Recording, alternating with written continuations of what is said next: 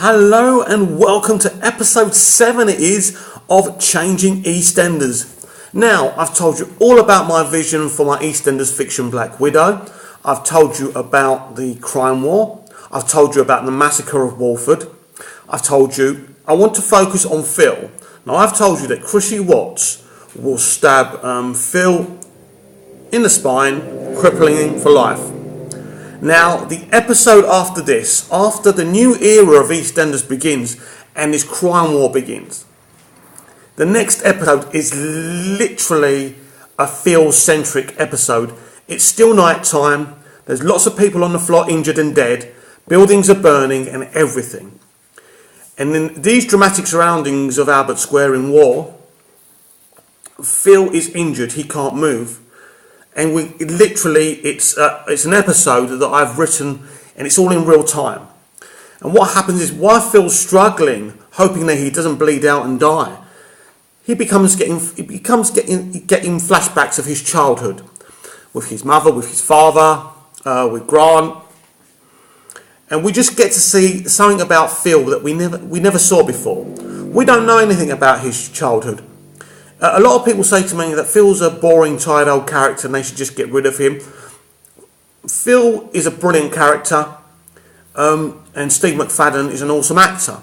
Yes, Steve McFadden was forgotten because of Grant and because of Ross Kemp and how amazing he was.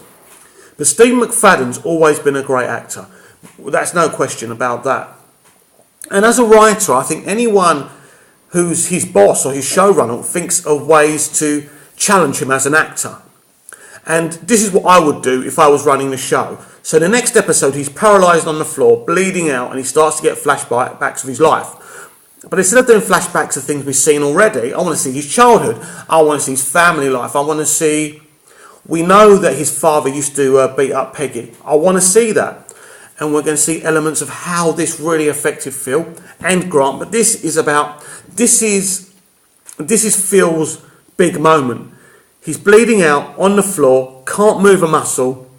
He's got no power for the first time in his life. And this is just, I want it to be a compelling Phil episode. Now, some people will say, after this crime battle, is this what you're going to focus on? And yes, I am. Because I want the audience to see how this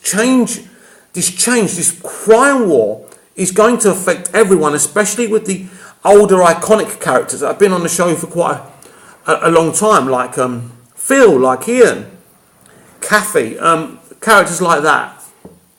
And after the first episode, when the crime war begins and Chrissy Watts has done what she's done to Phil, I want to see Phil actually suffer and look at his life and see what he's done with his life and see what's happened to him as a child.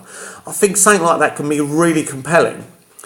And I think as we get on, if Phil was to survive, and probably the odds are that he would, that then we'd look for Phil to embrace his life now that he can't walk anymore. And also, really, if there's going to be a resistance movement against the crime war, anyone in Albert Square is going to lead resistance. It's going to be Phil, it's going to be Shirley, and it's maybe going to be Mick.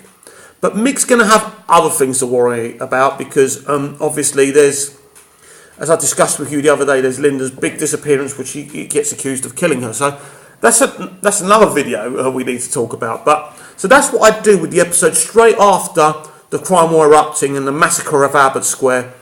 We'd be there with Phil, close camera to see because obviously he's a great actor, so he'll be able to show us his emotions, and just being able to be there, laying on the floor, bleeding, and not being able to move, remembering his life, having the flashbacks, I think will be very interesting, and as I said, really compelling. And this is the kind of EastEnders that I want to do. I'm not going to give up. I want to save this show. As I posted on Twitter today, remember, I'm Movies TV Mad on Twitter. As I posted on Twitter today, I am unresolved. I am resolute. I will not give up, shouting it from the rooftops that EastEnders isn't what it should be. Just like Coronation Street isn't what it should be. But I'm not here to talk about Coronation Street right now. I'm here to talk about EastEnders. Soaps in general need to evolve. I keep on saying that. It's all right them getting their 5-6 million, winning a few Sabre Awards, thinking they're all a big deal, but it really doesn't explain the situation. So that's what I'm looking to do. And by evolving EastEnders and making it into a more epic, a character emotional driven show that excites people, that has this crime war, that can maybe attract people like Benedict Cumberbatch as well, when we've been on air for a year doing it this way. If it ever happened, probably won't, but I'm going to fight for this for the rest of my life because I think it's worth it. I think my crime war concept, even if I do say so myself, is pretty brilliant, pretty intriguing, and it would capture the public's imagination. Because if someone else was doing this, if I heard someone else was doing this, I would be excited right now. I'd be rubbing my hands together. Wow, EastEnders, strength to strength. Well done, BBC. You're going to evolve a show you should have evolved over 10 years ago. I would be excited. I'm not just excited because it's my idea. I'm excited because I sat down many years ago frustrated with EastEnders and came up with this whole crime war concept because I care. And maybe to you or a lot of people it's just a TV show. But to me it's a lot more than that. It's a way of life. People come home to watch it because they've had a hard day, because maybe they're not too happy with their lives. Some people are happy with their lives and watch it. That's a different situation. But EastEnders is important to a lot of people. Believe me, there's people posting about EastEnders on Twitter and Facebook as we speak. It is their lives, and that may sound a bit sad, but hey, everyone's got their passions. EastEnders matters, but it should matter a whole lot more. I'm proposing something different. I am proposing changing the show. I'm talking about moving the soap aspect of the show from the front to making it a backdrop. That's a big thing. That's a big move. And I think this is what soaps should start to do. I'm not saying they shouldn't be soaps anymore. They need to be something different.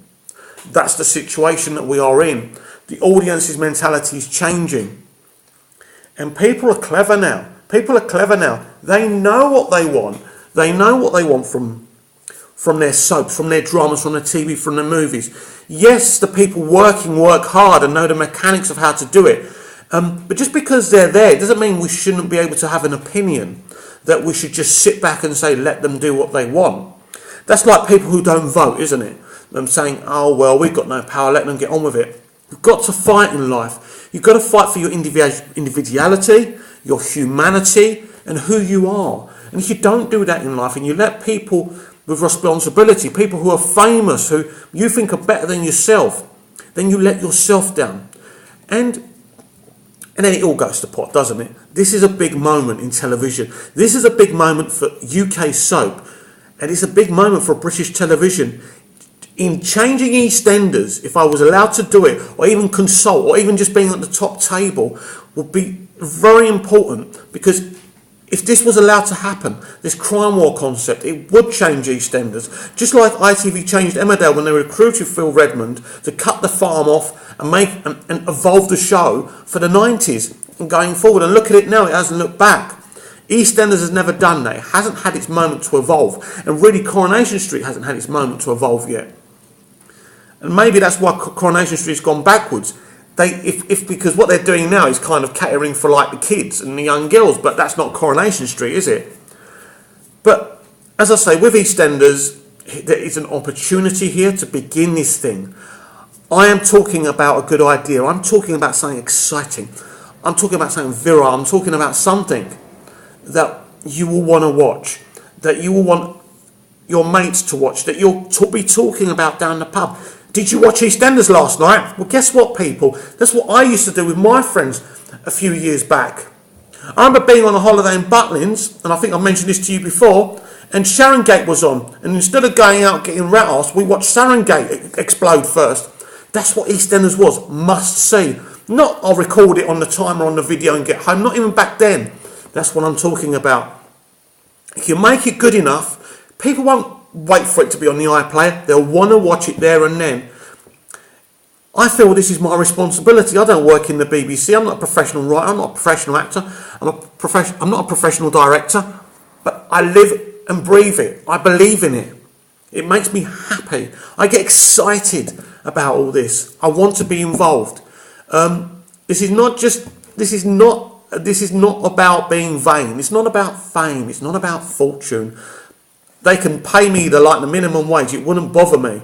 But to be working on EastEnders and to help evolve it, to help save the reputation, to help save the show, really important to me. That's all the time I've got left. You'll be happy to hear. See you later. Bye-bye.